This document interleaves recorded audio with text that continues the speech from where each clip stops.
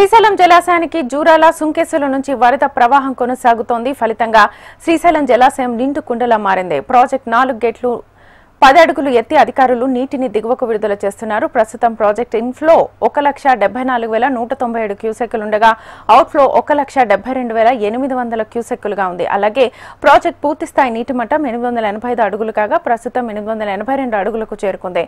కుడి ఎడమ విద్యుత్ కేంద్రాల్లో విద్యుత్ ఉత్పత్తి కొనసాగుతోంది. శ్రీశైలం ప్రాజెక్టు గేట్లు ఎత్తడంతో పర్యాటకులు భారీగా క్యూ కడుతున్నారు.